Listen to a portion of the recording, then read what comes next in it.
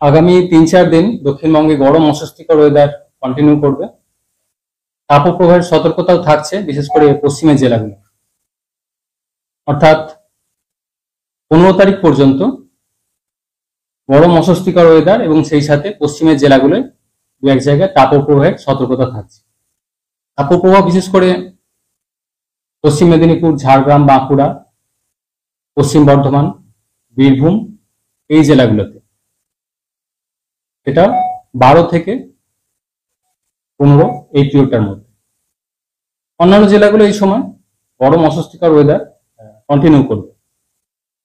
বৃষ্টিপাতের সম্ভাবনা বাড়ছে মেনলি 15 তারিখ থেকে। 15 তারিখ থেকে পরবর্তী 3-4 দিন দক্ষিণবঙ্গে বিক্ষিপ্ত বৃষ্টিপাতের সম্ভাবনা থাকছে। অর্থাৎ বৃষ্টিপাতের সম্ভাবনা বাড়ছে 15 তারিখ থেকে।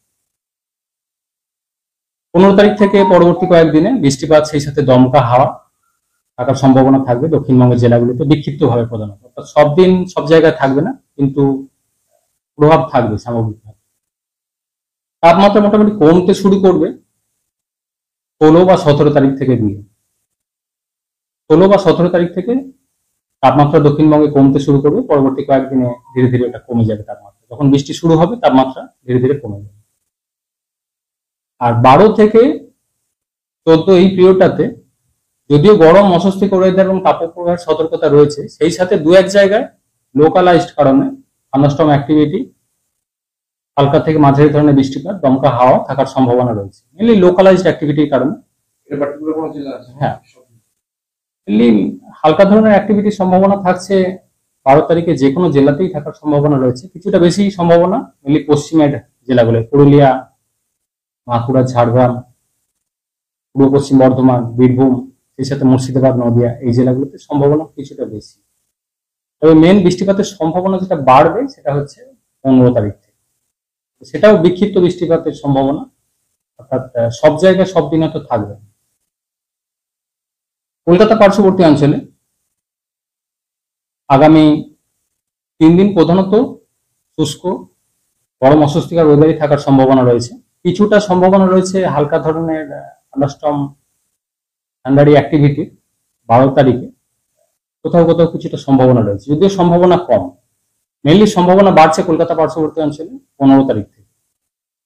দমকা হাওয়া সহ বৃষ্টিপাতের সম্ভাবনা থাকবে বিক্ষিপ্তভাবে 15 তারিখ থেকে পরবর্তী 3-4 দিন।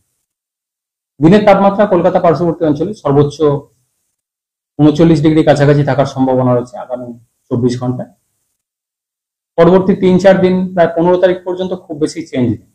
তারপর 16 তারিখ থেকে পরবর্তী কয়েকদিনে ধীরে ধীরে তাপমাত্রাটা কমবে কলকাতার ক্ষেত্রে। উত্তরবঙ্গের জন্য বৃষ্টিপাতের পরিমাণ যথেষ্ট বেশির দিকে থাকার সম্ভাবনা রয়েছে, বিশেষ করে উত্তরবঙ্গের উত্তরের জেলাগুলো, অর্থাৎ দার্জিলিং, কালিম্পং, জলপাইগুড়ি, কোচবিহার, আলিপুরদুয়ার এই জেলাগুলোর প্রভাব বেশি থাকার সম্ভাবনা রয়েছে। 12 তারিখে দু এক জায়গায় ভারী থেকে অতি ভারী বৃষ্টির সম্ভাবনা রয়েছে জলপাইগুড়ি, আলিপুরদুয়ার এই জেলাগুলো। অন্যান্য জেলাগুলো, সংলগ্ন জেলাগুলো রয়েছে উত্তরে, দার্জিলিং, কালিম্পং, কোচবিহার এই জেলাগুলোর 12 তারিখে দু এক জায়গায় ভারী বৃষ্টির সম্ভাবনা রয়েছে, সাথে দমকা হাওয়া 40 থেকে 60 কিলোমিটার প্রতি ঘন্টায় কোথাও কোথাও থাকার সম্ভাবনা। 13-14 বৃষ্টিপাত উপর দিকে বেশি থাকার সম্ভাবনা রয়েছে, মেনলি উত্তরের 5টা জেলায় দু এক জায়গায় ভারী বৃষ্টির সম্ভাবনা কন্টিনিউ করবে 13 থেকে 14 তারিখ।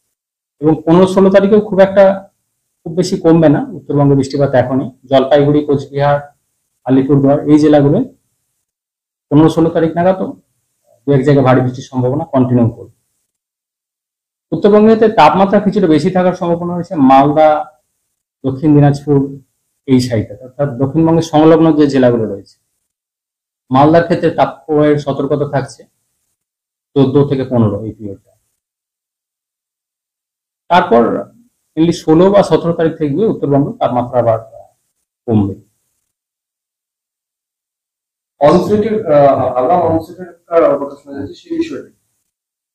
যেটা আন্দামান সিতে আগামী 24 ঘন্টার মধ্যে বর্ষা প্রবেশ করার সম্ভাবনার কথা বলা হয়েছে, অর্থাৎ আগামীকাল বর্ষা প্রবেশ করার সম্ভাবনা রয়েছে আন্দামান সি এবং আন্দামান নিকোবর আইল্যান্ডের কিছুটা অংশে।